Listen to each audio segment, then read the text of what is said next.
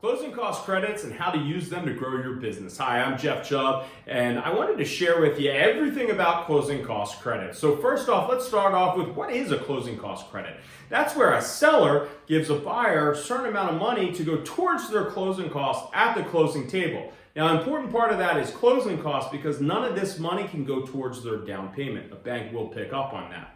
So essentially, what is a book closing cost? Like, how are they financed, if you will? Well, really, it's a buyer financing their closing costs, that they might need in order to do some improvements to the house or actually cover the closing costs of the purchase.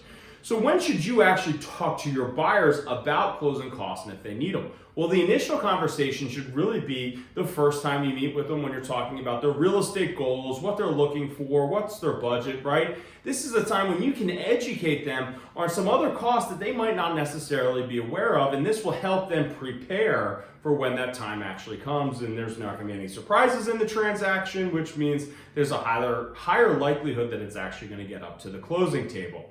You'll again want to nudge them, if you will, and remind them at the time of writing the offer, hey, John, did you want to, add some closing cost assistance in there? Right? That's a great time. But also keep in fact, if it's a multiple offer situation, you might not necessarily want closing cost credits in there. And if that's the case, that's when you want to go back and educate the buyer that if you put closing cost credits in for this multiple offer situation, it might negatively affect the likelihood of your offer getting accepted. Generally speaking, 20% home buyers don't really need closing cost assistance, but I will say, don't assume here, because I have seen it where buyers have exactly 20% down and they need some closing cost assistance, because if they use some of the proceeds that they have to put towards closing costs, it might drop them down to 19%. And as we very well know, there's a big difference between 19 and 20% down payments, right? PMI.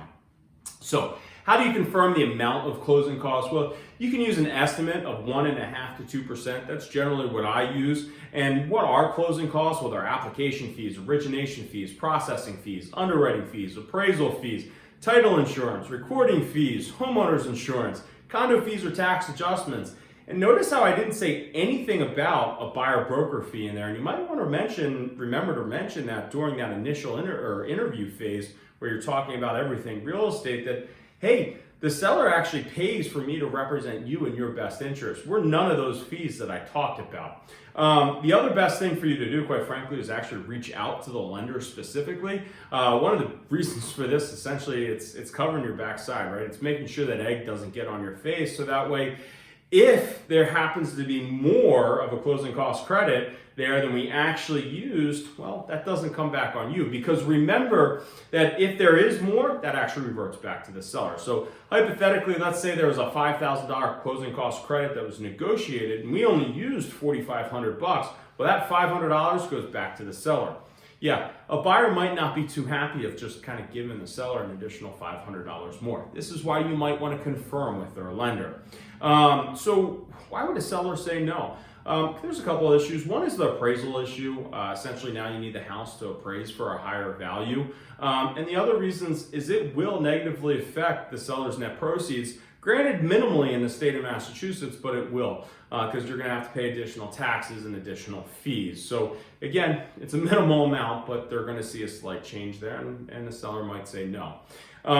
So what happens if you've negotiated the purchase and sale? Well, you're negotiating the purchase and sale agreement, so you've already done the offer and you've already done the home inspection, and then your buyer comes back and says, "Hey, John, I'd like to now get my closing cost credit of $3,000. My friend Jane, she said this is no problem, I can do it."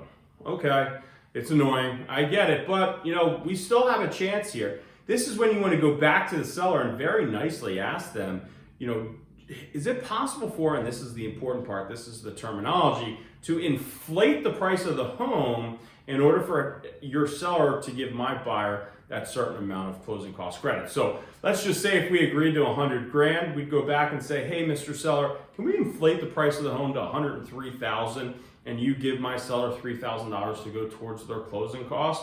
Now, you want to do this nicely because the buyer and the seller have already agreed on terms, and we're essentially going back and renegotiating the contract. So hopefully that seller will be very open and receptive to it. Most times they are, I should say. Again, I'm Jeff Chubb. I'm with the Chubb Realty Group. We're brokered by eXp Realty. If you have any questions on how to grow your business or any suggestions on ways that I might be able to grow mine, we'd love to chat with you. The best number to reach me at is 617-480-2600 or by email at jeff@boston2.com. Thanks for watching. Look forward to hearing from you and hope you're having a great fall market.